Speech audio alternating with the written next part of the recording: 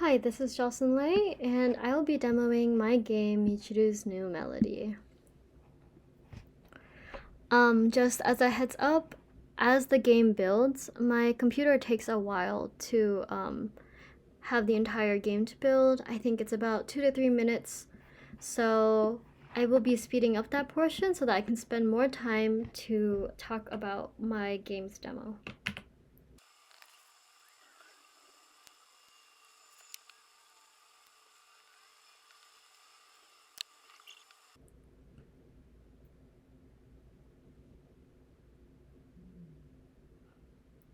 Alright, now that my game is finally built, you can see the splash screen right here.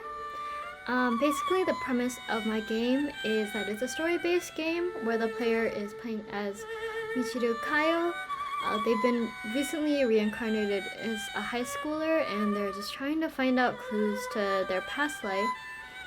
And eventually they find their new melody, which is Haruka Tenno, another main character of the game that we will be meeting later.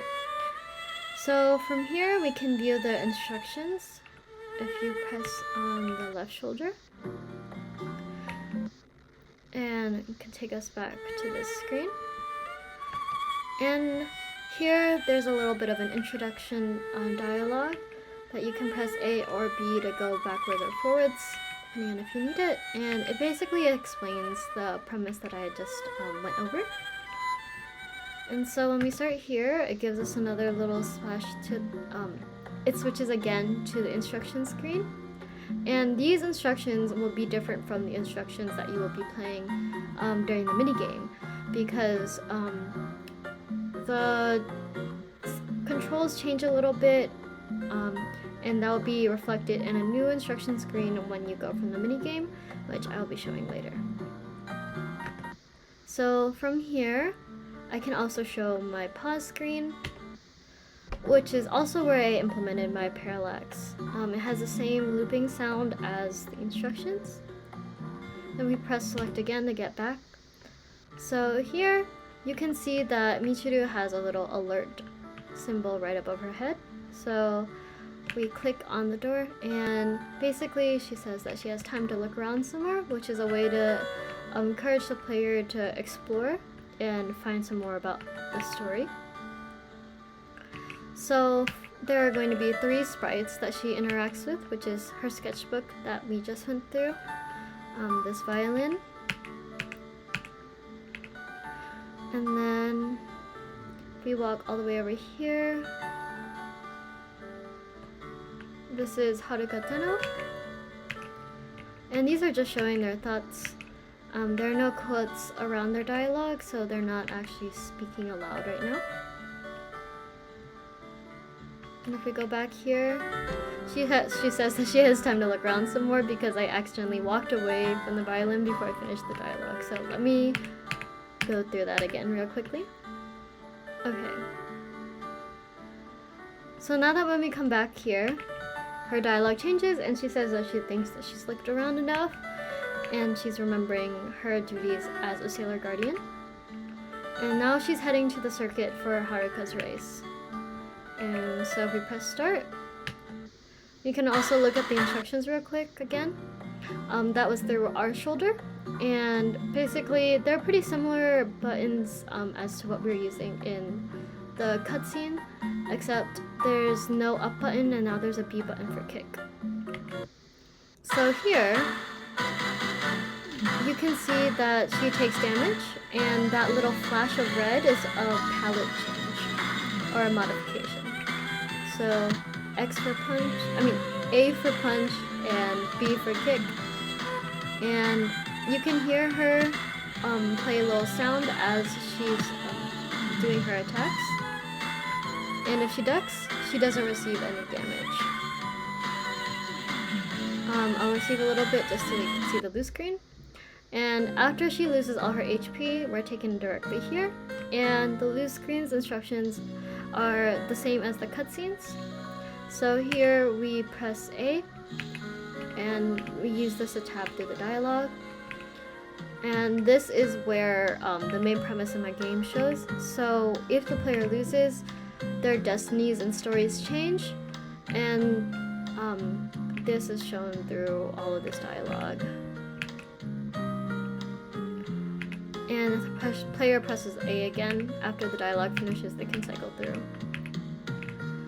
Also, for all of the text that's being shown from the cutscene and here, I use tile modification to create these.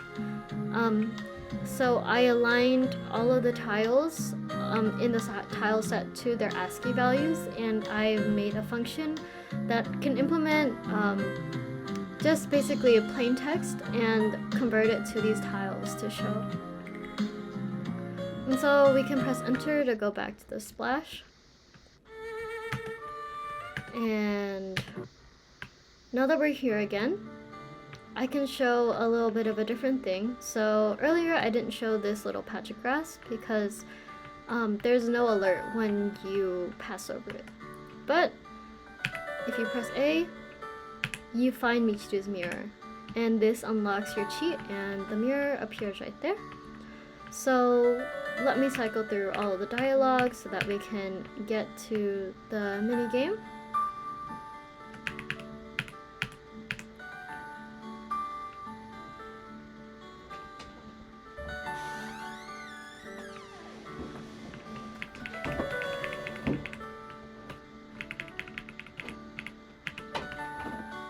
And so now if we go back to the door, it will let us go again.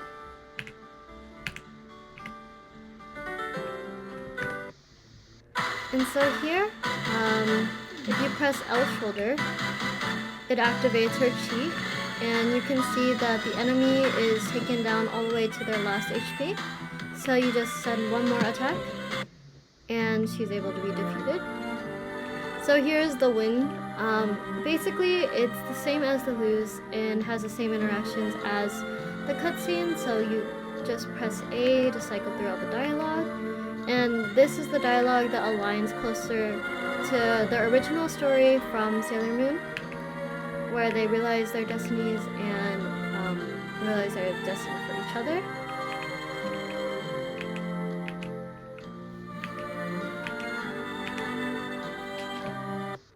And real quickly, here's my pause screen. This is where I implement my parallax. And one last thing I'd like to mention is that you can see Michiru walking around and interacting with everything. But her body and her feet are two separate sprites. The reason I implemented it this way was because I had a lot of sprites in my minigame, and I wanted to make sure there was enough room in the sprite sheet to be able to include all of the different visuals I needed. So if I cycle through all of these, I can explain more of all the various sprites that I use in my minigame.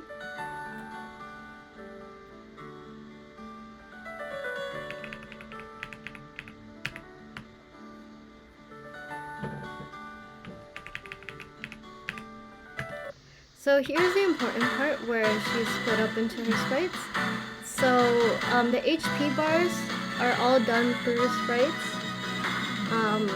All of her attack sequences and the sprites that her and the enemy deploy, the ducking, as well as the mirror cheat that wasn't shown this time around, but I'm sure you get the gist.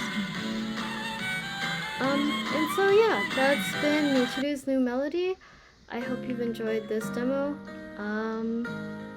Yeah, thank you for watching.